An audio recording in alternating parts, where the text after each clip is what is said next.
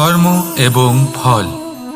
মানুষের স্বভাব হলো এটাই যে তিনি নিজের প্রত্যেক পরিশ্রমের প্রতিফল প্রার্থনা করেন। বেশিরভাগ সময় এই ফলাফলের চিন্তা করতে করতে, কল্পনা করতে করতে উনি কর্ম করতে থাকেন যে আমি এই কাজটা করলে এই ফল পাবো। সেই সব কল্পনা করতে থাকেন যা না তার হাতে আছে, না আছে অধিকার, আর না আছে নিয়ন্ত্রণ। উনি শুধু নিজের কর্ম করতে পারেন। উনি কি ফল পাবেন তা তার হাতে কখনোই নেই। তাই আপনিও শুধুমাত্র কর্ম করতে থাকুন, ফলের চিন্তা করবেন না। মনে রাখবেন, শিকড় এবং শাখা যেভাবে একে অপরের সাথে জড়িয়ে, সেইভাবেই একে অপরের সাথে জড়িয়ে কর্ম এবং ফল। যেরকম কর্ম আপনি করবেন সেরকম ফল আপনি অবশ্যই পাবেন।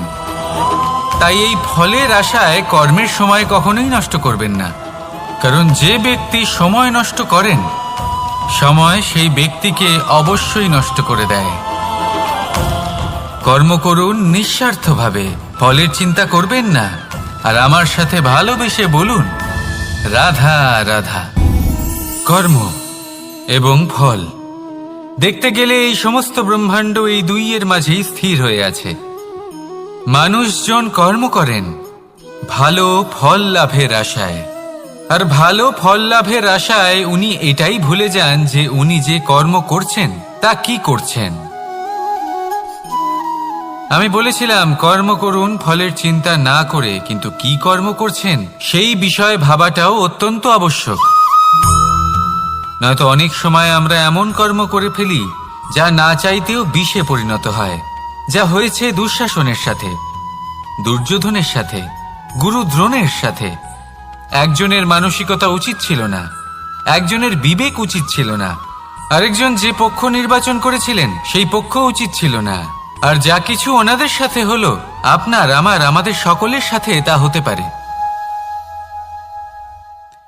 আমি বলেছিলাম কর্ম করুন, ফলের চিন্তা করবেন না, কিন্তু এই কর্মের বিষয়ে বিচার করে দেখাটাও ততটাই আবশ্যক। দেখুন, কর্ম করার উচিত প্রক্রিয়া ফলের চিন্তা না করা, কিন্তু যদি আপনার কর্ম শুভ হয় তাহলে তার ফলও নিয়তি আপনাকেই দেবে। সর্বদা কর্ম করার সময় এটা ভাবুন যে আপনার এই কর্ম এই সংসারকে, এই সমাজকে, আপনার পরিবারকে, আপনার আশেপাশের মানুষজনকে কোন দিশায় নিয়ে যাবে। যদি এটা সবার জন্য মঙ্গলময় হয় তাহলে কর্ম করতে থাকুন। আর হ্যাঁ, নিশ্চিত রূপে ফলের চিন্তা করবেন না। আসুন আমার সাথে ভালোবেসে বলুন রাধা রাধা। বটবৃক্ষের বীজ সর্ষের দানার থেকেও ছোট হয়, কিন্তু যখন তা নিজের রূপ ধারণ করে তখন তা বিশাল বৃক্ষের আকার ধারণ করে, যা সহস্র বছর ধরে বেঁচে থাকে, ছায়া প্রদান করে, পাখিদের আশ্রয় প্রদান করে, আর দেয় পথচারীদের বিশ্রাম করার স্থান। কেন? কারণ সেই ছোট বীজ তা মাটির ভেতরে গিয়ে নিজের খোলস ত্যাগ করে। অন্ধকারে থাকে সে, যতই আলো আসুক না কেন, যতই বর্ষা আসুক না কেন, সব সহ্য করে। আর তারপরে একটা চারা গাছ অঙ্কুরিত হয়, তারপর ধীর গতিতে একটা বিশাল বৃক্ষতে পরিণত হয়। দেখুন, জীবনে কঠিন সময় আসে, এই জন্য নয় যে আপনি হার মেনে নেবেন, এই জন্য আসে যাতে আপনি ভবিষ্যৎ নির্মাণের জন্য নিজেকে তৈরি করতে পারেন। যদি কঠিন সময়ে আপনি ওই বীজের মতো দৃঢ় হয়ে থাকতে পারেন, তাহলে আপনিও একদিন সেই বিশাল বৃক্ষের মতো নিজের অস্তিত্ব গড়ে তুলতে পারবেন, যা সহস্র বছর পর্যন্ত মনে রাখা হবে। আসুন আমার সাথে ভালোবেসে বলুন রাধা রাধা। এই ব্রহ্মাণ্ড কত বৃহৎ, তাই না? যার সম্মুখে এই পৃথিবীকেও একটা বিন্দুর মতো মনে হয়। আর এই পৃথিবীতে আমরা কে হই, আমাদের আকার কিরকম, আমাদের অস্তিত্বই বা কি? যখন আমরা এভাবে ভাবি তখন মনে হয় আমরা কিছুই নই। তা আমরা যখন কিছুই নই, তাহলে আমরা এত চিন্তা করি কেন? কি ভেবে ভয় পাই? কাকেই বা এত ভয় পাই? কে আমাদের মারতে পারে আর কেই বা আমাদের জন্ম দেবে? আত্মার আসলে না কখনো জন্ম হয় আর না কখনো মৃত্যু। আত্মা শুধুই শরীর বদল করে। আপনি, আমি, আমরা সকলে এই শরীর নয়, আমরা হলাম আত্মা, যা হলো পরম আত্মার পরম অঙ্গ। সেই জন্য মনে রাখবেন, বাইরের কোথাও দেখবেন না, নিজের অন্তরের গভীরে গিয়ে দেখুন, আত্মাকে উপলব্ধি করতে শিখুন। ক্লেশ, ভয়, চিন্তা, এই সব কিছুর থেকে নিজেকে দূরে রাখুন, তাহলেই উপলব্ধি করতে পারবেন পরমাত্মা কে। তাহলে আসুন আমার সাথে ভালোবেসে বলুন, রাধা রাধা। পরিবর্তন এই সংসারের শাশ্বত নিয়ম। কোনো রাজা নেই যিনি চিরকাল রাজা থাকেন, কোনো ধনী ব্যক্তি নেই যিনি চিরকাল ধনী থাকবেন। এই সংসারে সূর্যের স্থান নেওয়ার জন্য চন্দ্রিমার আগমন ঘটে। কোন স্থান যাকে পতিত বলা হয়েছিল সেখানে মহল তৈরি হয়েছে। কোন স্থান যাকে আজ মলিন বলা হয়েছে কাল সেখানে মন্দিরও স্থাপন হতে পারে। কোনো ঋতু চিরকালের জন্য থাকে না, কখনো সময় চিরকাল একরকম থাকে না। আজ যে আপনার কাছে রয়েছে কাল অন্য কারোর ছিল, আজ যে আপনার কাছে রয়েছে কাল তা অন্য কারোর কাছে চলে যাবে। আপনার সাথে কিছু থাকলে তা হলো আপনার কর্ম, কিন্তু সেই কর্মের পরিণামও আপনার নয়। আপনি শুধু কর্ম করুন, বাকি সবকিছুই পরিবর্তনশীল। কিন্তু সেই পরিবর্তনকে দেখে ভয় পাওয়ার প্রয়োজন নেই, তাকে স্বাগত জানান। যদি আপনি হাসি মুখে সেই পরিবর্তনকে স্বাগত জানান, তাহলে এই পরিবর্তনও হাসি মুখে আপনার সাথে থাকবে। আসুন আমার সাথে ভালোবেসে বলুন, রাধা রাধা। সঞ্চয়। মানুষের যখন থেকে বোধ বুদ্ধি হয় সঞ্চয় করতে আরম্ভ করে দেন। সঞ্চয় করতে থাকেন ভোজনের, সঞ্চয় অর্থের, সঞ্চয় শক্তির। নিজের জন্য করেন, নিজের পরিবারের জন্য করেন, নিজের স্ত্রীর জন্য করেন, সন্তানের জন্য করেন, সন্তানের সন্তানের জন্যও সঞ্চয় করেন। সঞ্চয় করার জন্য ওনার কাছে অনেক কারণ রয়েছে, কারণ উনি এটা ভাবেন যে এই সঞ্চিত শক্তির জন্য কেউ ওনার কোনো ক্ষতি করতে পারবে না। মানুষ ভুলে যান একটা গুরুত্বপূর্ণ কথা, এই সত্য, উনি এই সংসারে খালি হাতেই এসেছিলেন, আর এখান থেকে ওনাকে খালি হাতেই যেতে হবে। যা এখানকার তা এখানেই থেকে যাবে। আর যদি কিছু ওনার সাথে যায় তা হলো ওনার কর্ম, আর কিচ্ছু নয়। তাই যদি কিছু অর্জন করতে চান তাহলে শুভ কর্ম অর্জন করুন, আত্মশক্তি অর্জন করুন, কারণ পরলোকে এটাই হবে আপনার সম্পত্তি। তাহলে কি এটা আপনি অর্জন করতে চান না? আসুন আর আমার সাথে ভালোবেসে বলুন, রাধা রাধা। সদিচ্ছা।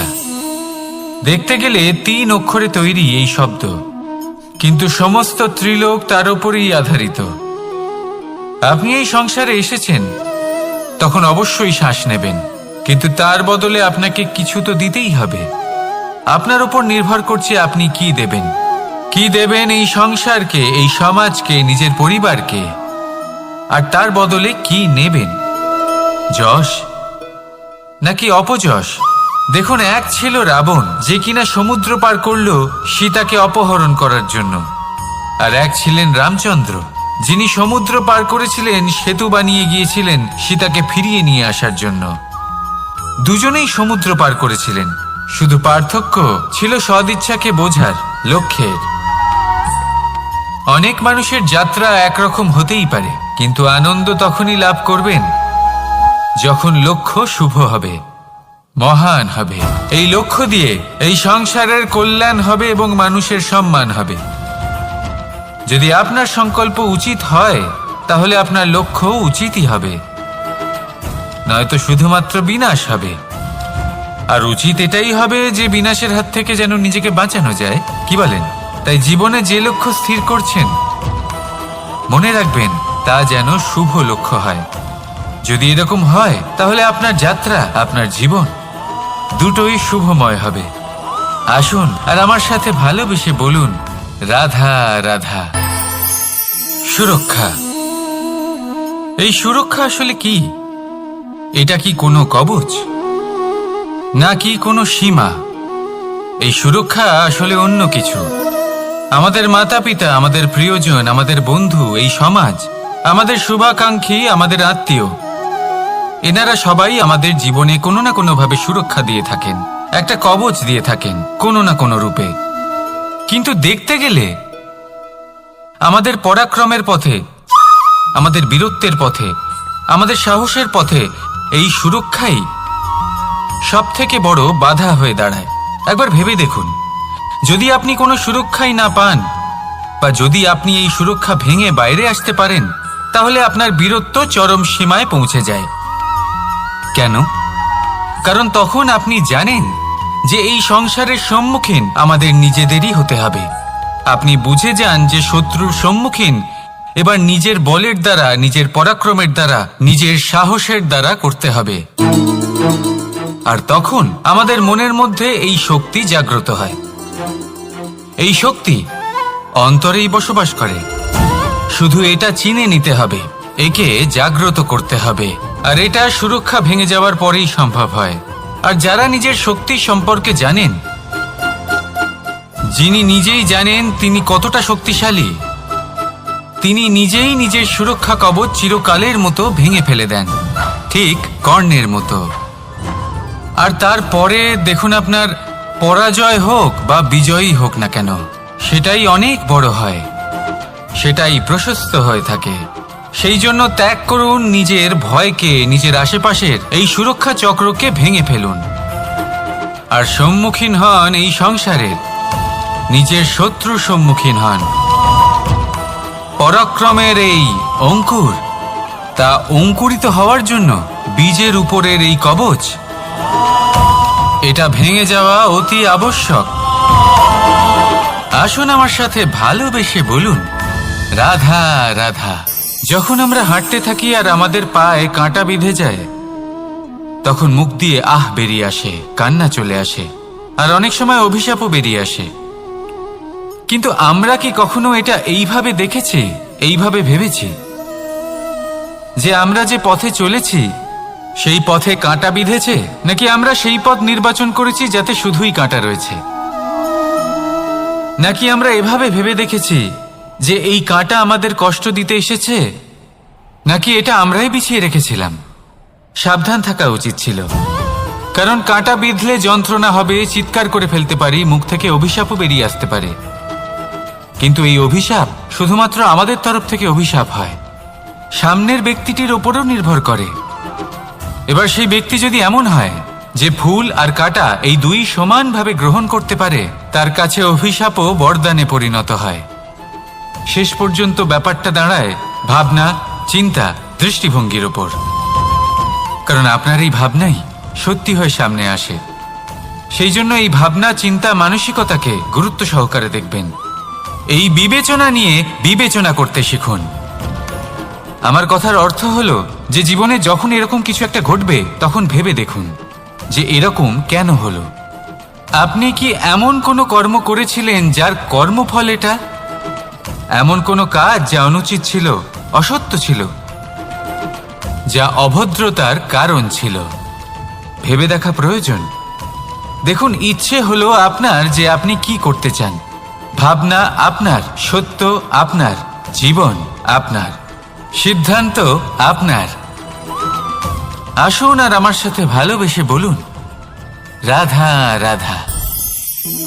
সময়, এই সময় আসলে কি? এই সময় একটা সরল রেখা তো কখনোই নয়। সময় হলো একটা চক্র, যেখানে এর আদি সেখানেই হলো এর অন্ত, আর যেখানে তা শেষ হয় সেখান থেকেই তার শুরু হয়। এই সময় একটা অত্যন্ত বিচিত্র চিন্তা, বিচিত্র ভাবনা, এ একটা বিচিত্র বস্তু যা কেউ বুঝতে পারেন না। এই সময়ের লীলা, এর কোনো প্রমাণ নেই, কোনো জ্ঞান নেই, কোনো পরিমাপ নেই। শুধু এটুকু আমরা জানতে পারি, যেখানে শেষ হবে সেখান থেকে একটা নতুন সূচনাও হবে। যা আজ আপনার কাছে আছে, কাল অন্য কারোর কাছে যাবে, তারপরে তার কাছ থেকেও অন্য কারোর কাছে যাবে, তারপরে তার থেকেও ছিনিয়ে নেওয়া হবে। এই নিয়তির একজনের কাছ থেকে অন্যজনের কাছে আদান প্রদানের এই সময় হলো আপনার সময়। এই সময়ের সদ্ব্যবহার করুন, এই সময়কে বাঁচুন। আপনাকে শুধু এটাই সুনিশ্চিত করতে হবে যে আপনি কোন পক্ষে আছেন। আর সত্যি বলতে কি, আপনার জীবনের পরিণাম নির্ভর করে আপনার নির্বাচনের ওপর। আপনি কোন পক্ষ নির্বাচন করছেন। তাহলে মনে রাখবেন, জীবনে সেই পক্ষই নির্বাচন করবেন যা চয়ন করার পরে আপনি সুখ অনুভব করবেন, আপনি সন্তোষ লাভ করবেন, প্রসন্নতা লাভ করবেন। আর আমি এটাই সুনিশ্চিত করব যে এই পক্ষ যেন শান্তির পক্ষ হয়, এই পক্ষই যেন প্রেমের পক্ষ হয়। তাহলে চিন্তা করবেন না, আর আসুন আমার সাথে ভালোবেসে বলুন, রাধা রাধা। দৃষ্টি আর দৃষ্টিভঙ্গি, এই সমগ্র লীলা হলো এই দুইয়ের। বিচিত্র হতে পারে, কিন্তু এটাই সত্যি। এবার আপনাকে একটা উদাহরণ দিয়ে বোঝাই। অনেক সময় আপনি কোনো ব্যক্তিকে এটা বলতে শুনবেন যে আমি আমার নিজের উপরে গর্ব করি, আমি নিজেকে নিয়ে গর্ব করি, আমি খুব ভালোভাবে আমার মা বাবার সেবা করি, ওনাদের আমি সবসময় সুখী রাখি, ওনাদের আমি একটা বাড়ি দিয়েছি, সকল সুখ সুবিধা দিয়েছি, ওনাদের জীবনে প্রত্যেক জিনিস দিয়েছি আর দেব যা তাদের প্রয়োজন। এবার আমাকে বলুন যে আপনি কে হন। আপনি হলেন সেই বীজ যা আপনার মাতা পিতা রোপণ করেছেন। আপনার মা বাবাই আপনাকে এই সংসারে জন্ম দিয়েছেন। এবার এইসব কথার কি তাৎপর্য? এই হলো সেই ব্যক্তির দৃষ্টিভঙ্গি। এবার দেখা যাক এই প্রকৃতি আমাদের কি শেখায়। কখনো কোনো গাছকে দেখবেন, যখন সেই গাছে ফল আসে, সে মালিকে এটা বলে না যে দেখো আমি তোমাকে ফল খেতে দিচ্ছি। সেই বৃক্ষ এটা বলে না যে দেখো আমি তোমায় আহার করতে দিচ্ছি, কারণ ও জানে যে এটা হলো সেই মালির পরিশ্রম, এটা হলো তারই কর্মের ফল, আর এটা তারই পাওয়া উচিত। সে বলে যে তোমার জিনিস তোমাকেই অর্পণ করলাম, এ আমার জিনিস নয়।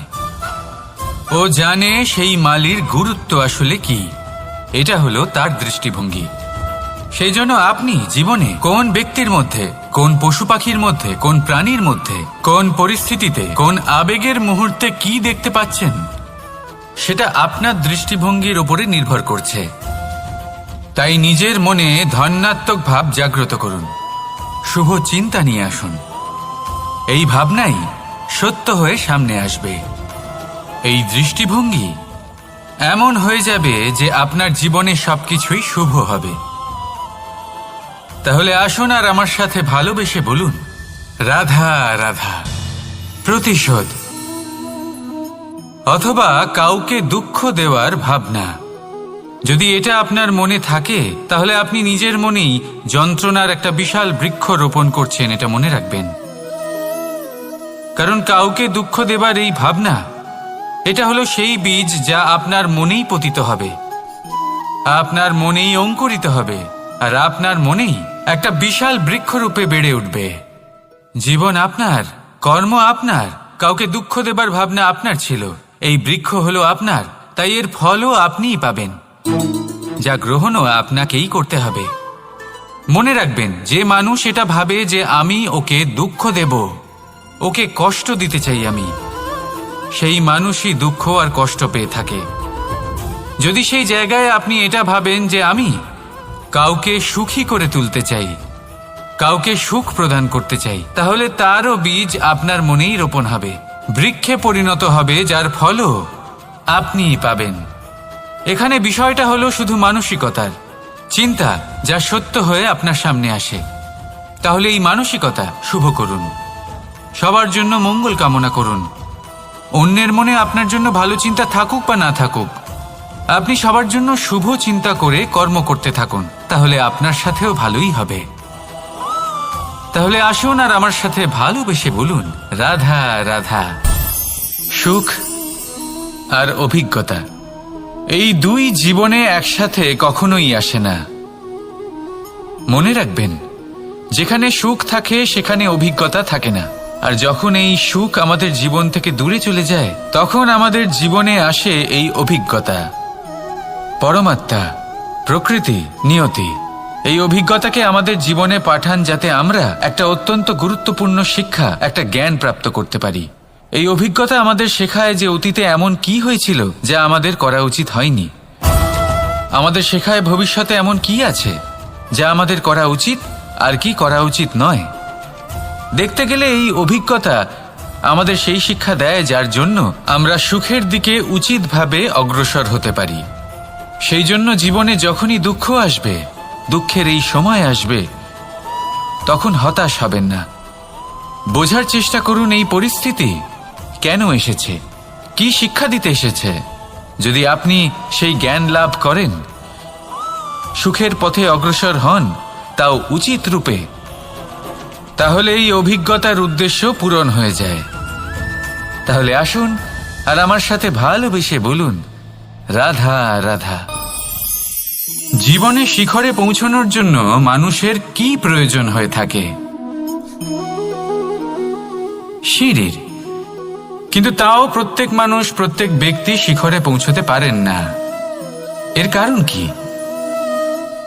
কারণ একটা হতে পারে যে মানুষ কল্পনা করতে থাকেন কিন্তু সিঁড়ি খুঁজে পান না।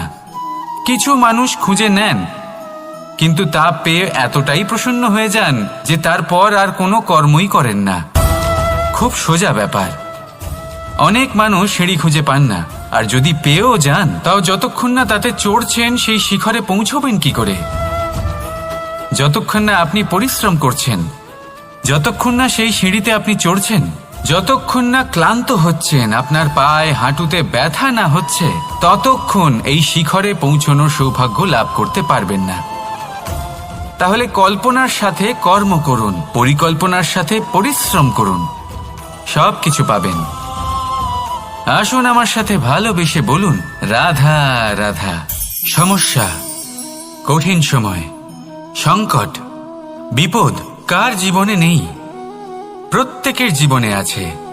কিন্তু আমাকে একটা কথা বলুন, যদি নৌকায় ঢেউকে ভয় পেতে শুরু করে তাহলে সাগর পার করবে কে? কখনো কোনো ছোট্ট পিঁপড়েকে দেখেছেন যে আকারে হয়তো ছোট হতে পারে কিন্তু বড় শিক্ষা দিয়ে যায়? কিন্তু আমরা শিখিই না। এবার দেখুন একটা পিঁপড়েকে যে ভোজনের খোঁজে বাইরে বের হয়, একটা ছোট্ট দানা তুলে নেয়। ছোট দানা তোলে কারণ তার থেকে বেশি সে তুলতেই পারবে না। সে দানা নিয়ে চলতে শুরু করে, কোনো দেওয়ালে উঠে পড়ে, আবার পড়েও যায়। সেই দানা দূরে কোথাও একটা পড়ে যায়, তা আবার খোঁজে, তুলে নেয়, আবার চলতে থাকে। পড়ে যায় আবার ওঠে, পড়ে যায় আবার ওঠে। সেই দানাটা রেখে দেয়, আবার বেরিয়ে পড়ে ভোজনের খোঁজে। পরিশ্রম করতে থাকে কিন্তু হার মানে না। এই শিক্ষাই তো আমাদের প্রাপ্ত করতে হবে। নিরন্তর পরিশ্রম আর নির্ভীক হয়ে কর্ম করে যেতে হবে। এটাই হলো সাফল্যের মাধ্যম, এটাই হলো জয়ের মন্ত্র, অচ্যুত অজয় অস্ত্র। তাহলে আসুন আর আমার সাথে ভালোবেসে বলুন, রাধা রাধা। আমরা সকলে চাই আমাদের জীবনে সাফল্য আসুক। আমরা চাই যে এই সংসারে আমাদের খ্যাতি ছড়িয়ে পড়ুক। আমরা চাই যেন আমরা আলোচিত হই। কিন্তু শুধু চাইলেই কি যায় আসে? যদি এই সংসারে আলোচিত হতে হয় তাহলে পরিচিত হতে হবে পরিশ্রমের দ্বারা। যতক্ষণ না আপনারা পরিশ্রমের সাথে পরিচিত হবেন, সাফল্যের সাথে পরিচিত হবেন না। সংঘর্ষ করতে হবে প্রতিদিন, প্রতি বছর। জীবনের সব পরিস্থিতিতেই হয়তো নতুন নতুন বাধা আসবে, নতুন নতুন বিঘ্ন ঘটবে। কিন্তু এটা আবশ্যক নয় যে সমস্ত বিঘ্ন বিনাশের জন্য আসবে।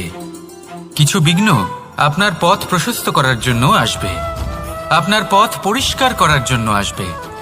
যদি আপনাকে উদাহরণ দিই, যখন বন্যা আসে, বাড়ি ঘর ভেসে যায়, তখন আমরা হতাশ হয়ে পড়ি, আমরা দুঃখী হয়ে পড়ি। কিন্তু সেই বন্যাই আমাদের সেই ধরিত্রীকে এত উর্বর করে তোলে যে সেই উর্বর অংশ কাজে লাগিয়ে আমরা সেরকম আরো 10টা বাড়ি বানাতে পারি।